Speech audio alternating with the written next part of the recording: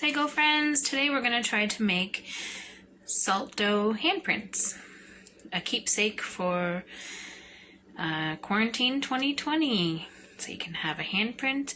All you need is some flour, 1 cup of flour, 1 cup of salt, half a cup of water. So you'll need a spoon and a bowl. For this part, you put in the salt.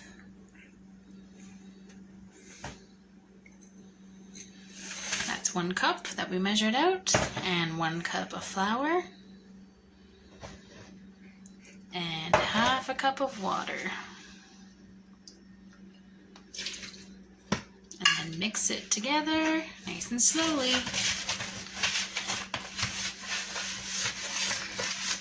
You can see it's already starting to make a dough. So then with your hands, you can start to knead it. That means squish it together. So here is the kneaded dough. I needed to put a few more splashes of water to get it into a dough ball.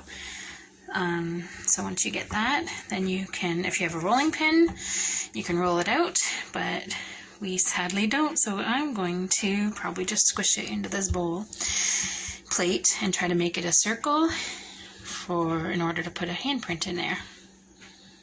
Now's a good time. You can set the oven to 200 because this needs to cook for 2 or 3 hours afterwards so it can dry. So here we did the best we could without a rolling pin and squished it down and made it into a round circle, enough to push your hand into the middle of it.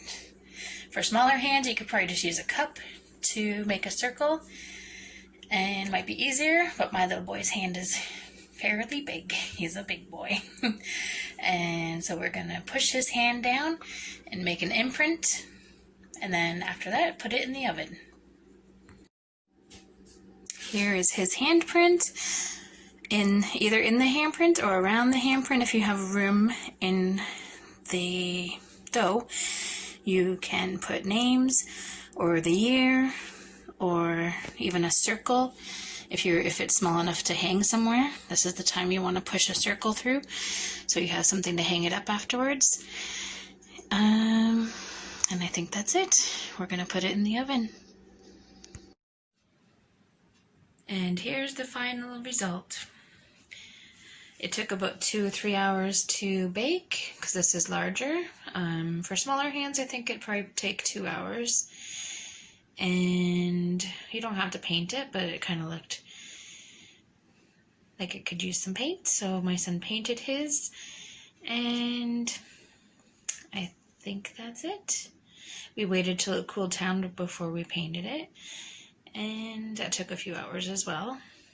And then after that, you let the paint dry, and there's your ornament, your keepsake from 2020 quarantine. Oh no, friends! Here's another idea. You can make your own book for quarantine 2020, where you can keep all your thoughts and what you're thinking and how you're feeling, and something to keep so you can look at it as you grow older. You might need some scissors, glue, and any kind of paper will do. So how I started was I had lined paper and construction paper. So I cut out a few holes here because I didn't have a hole punch, so I just cut them with scissors. And I'm going to line them all up, and I found this bit of string that was laying around, and I'm going to use that to bind the book together. So I don't even think I'll need my glue at all. But you guys can use what you have. So I put the book together, and it seemed to turn out pretty good. If I had a stapler, I think I would do it differently, but I didn't, so this is the way I made my book. And now we can decorate. Markers or crayons, whatever you have. You can draw pictures or write out what you're feeling. Let's see what you come up with. And here it is all ready to go. You can make your title page whatever you want. I said my 2020 quarantine journal. And some of the things I put in this book, you can put whatever you want in yours. Things to be thankful for. The date, and today I am thankful for. And then you can leave pages, a couple pages to fill that part out. Next one was food, because I know in my house we've been trying new recipes. So new recipe I tried.